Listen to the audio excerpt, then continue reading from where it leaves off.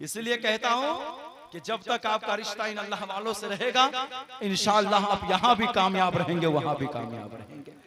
अब गए, अब वहां कहा कि आप कौन है? कहा शायद कि मैं ही इस शर्त के मुताबिक मैं ही एक ऐसा इंसान हूं कि इनकी नमाज जनाजा में पढ़ा सकता हूं। कहा आप कौन है? कहा मेरा नाम मखदूम अशरफ जहांगीर। आपने अपना पूरा पता बताया। कहा मैं ही सिमना का बादशाह का शहजादा हूं, मैं खुद बादशाह था, मैंने खुद हुकूमत चलाई थी। कहा मैं ऐशा की जो मेरी सुन्नत है गैर मुक्कदा, वो कभी कज़ा नहीं है, तहज्जुद की नमाज भी मेरी कज़ा नहीं है। मैंने सल्तनत के जमाने में भी, बादशाहत के जमाने में भी मैंने कभी तहज्जुद नहीं छोड़ा है। और दूसरी बात यह है 7 ज़बान में कुरान मैं ही पढ़ना जानता हूँ। यानी जितनी शर्तें थी, और सबसे बड़ी शर्त तो आले रसूल है। सुभान अल्लाह, तेरे टुकड़ों पे पले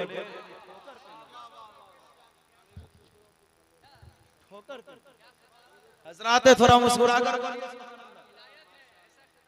हजरात, जब उनके टुकड़ों पे पड़ेंगे तो गैर की ठोकर में नहीं जाने की जरूरत है।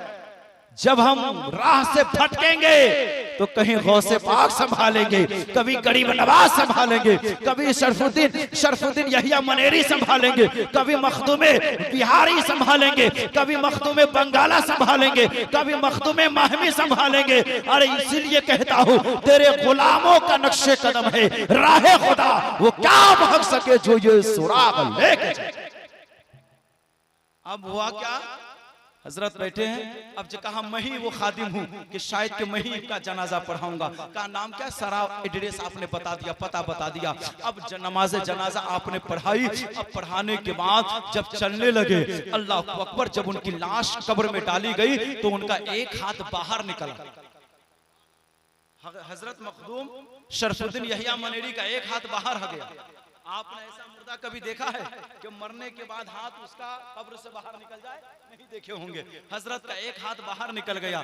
लोग ताज्जुब में पड़ गए, शशता रह गए, ताज्जुब में हैरत में पड़ गए। हजरत की ये हाथ, हजरत का हाथ बाहर क्यों है? आखिर बात क्या है? हाथ इनका बाहर क्यों निकल गया? लोगों ने जब चीमी गुइयां शुरू हो गई तो शरफुद्दीन यहिया मनेरी के बारे में हजरत मखदूम अशरफ जहांगीर ने क्या कहा? अरे लगता है कि हजरत की कोई चीज छूट गई है, लगता है कि हजरत की कोई चीज छूट गई है। तो खादिम को बुलाया गया। देखिए खादिम की भी कदर जरूरी है। मैं तो ये कहता हूं कि आप पीर को खुश करना चाहते हैं तो पीर के बेटा से मोहब्बत कीजिए, उनकी औलाद से मोहब्बत कीजिए, उनके खलीफा से मोहब्बत कीजिए, उनके मुरीदों से मोहब्बत कीजिए। आपको मालूम नहीं?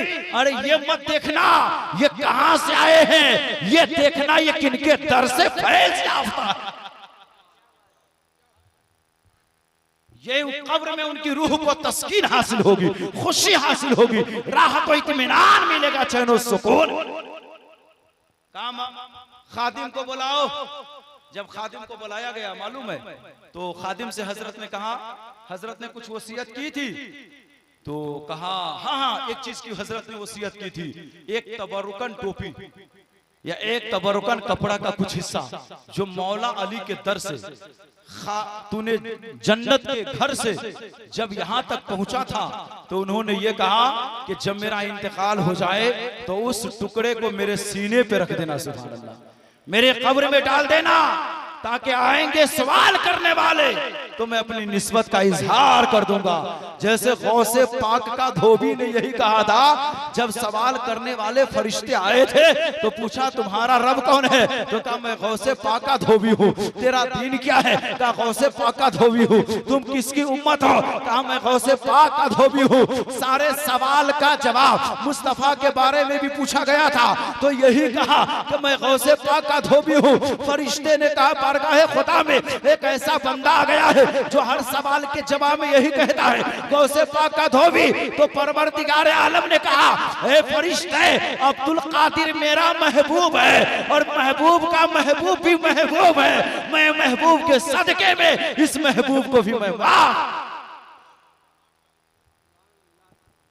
हजरत मोहतरम थोड़ा मुस्कुरा कर बोल दीजिए सुभान अल्लाह। तो हजरत ने कहा अब वो तबरुक हाथ में रखा गया। आपको मालूम है तारीख सुनने के बाद दिल बाग बाग हो जाएगा। फौरन हाथ अंदर चला गया। मैं कहूंगा कि अपना रिश्ता इन अल्लाह वालों से जोड़िए। सारे फैज का एक जुमला अगर मैं हजरत अगर वक्त में थोड़ी सी वुसअत हो तो मैं साहिब सजादा और मुर्शिद गरामी और फैज याफ्ता जो भी हैं उनकी मौजूदगी में एक जुमला मैं कह दूं कि अगर आपसे पूछे ये अल्लाह वालों का मकाम क्या है तो आप इतना कहिए कि अल्लाह की निशानियों में से एक निशानी का नाम है, नबी के मोजेजा में से एक मोजेजा का नाम है, अबू बकर की सदाकत का नाम है, उमर की अदालत का नाम है, उस्मान की सखावत का नाम है, अली की शुजात का नाम है, बिलाल की मोहब्बत का नाम है, इमाम मालिक की लियाकत का नाम है, शाफई की जिहानत का नाम है, गौसे पाक की करामत का नाम है, गरीब नवाज की सल्तनत का नाम है, महबूब इलाही की महबूबियत का नाम है, साबिर कलियरी के सब्र का नाम है। ये अल्लाह वाले कौन है मुझे कहने ने दिया जाए। एक तरफ जब फैज पड़ता है तो शमशो कमर के उस सूरज का नाम है, जहां गए जिधर गए जमाना को फैज़याब करते चले। तेरे गुलामों का नक्शे कदम है राहे खुदा, वो क्या भाग सके जो ये सुराग लेके चले। हजरात मैं आपसे यही कहूंगा कि आप अपने मुर्शिद से, आप खानकाह से, खानवादा से सच्ची पक्की मोहब्बत कर ले। यहाँ भी कामयाब रहेंगे, वहां भी कामयाब रहेंगे। और हर खानकाह का एक उसूल है, वो उसूल बता देता हूँ। क्या उसूल है मालूम है? नमाज की पाबंदी। मुस्कुरा कर बोलिए सुभान अल्लाह। नमाज की पाबंदी। पीर उसी वक्त खुश होंगे जब हम नमाज की पाबंदी करेंगे। पीर उसी वक्त खुश होंगे जब उनके बताए हुए रास्ते पे चलेंगे। क्योंकि पीराने पीर रोशन जमीर महबूबे सुभानी शहबाज़े लामकानी किंदीले रहमानी गौसे पाक अब्दुल कादिर जिलानी इतने बड़े पीर हैं जो पीरों के पीर हैं। आपका दस्तूर ये था कि आपने कभी नमाज कज़ा नहीं की, बल्कि हद तो यह है कि आपने 1 साल 2 साल नहीं बल्कि 40 साल आपने येशा की वजू से फजर की नमाज पढ़ी है। 20 साल आप रोजाना कुरान पाक एक शब में 300 पारा खत्म करते थे, तब जाकर अल्लाह ने इतना बड़ा मकाम अता फरमाया। मेरे भाइयों बुजुर्गों दोस्तों, हर खानकाह की कदर कीजिए, हर खानकाह के बुजुर्गों की कदर कीजिए, उनकी मोहब्बत दिलों में बसा लीजिए। आप ये समझिए वो हमसे आला है, आप ये समझिए वो हमसे बाला है, वो मर्तबे में ऊंचे हैं। आपके अंदर अगर ऐसी मोहब्बत आ जाएगी तो आपके इस अखलाक में रसूल का अखलाक शामिल हो जाएगा, उसमें रसूल शामिल हो जाएगा। जब रसूल की सीरत शामिल हो जाएगी तो आपकी दुनिया भी कामयाब हो जाएगी, आखिरत भी कामयाब हो जाएगी। मुझको बोलने में, आपको सुनने में कोई ऐसी बात निकल गई हो जो काबिल गिरफ्त है, उससे मैं तौबा करता हूँ। सब लोग मेरे साथ मिलकर पढ़ लीजिए, ला इलाहा इल्लल्लाह मुहम्मदुर रसूलुल्लाह सल्लल्लाहु तआला अलैहि वसल्लम। अस्सलामु अलैकुम।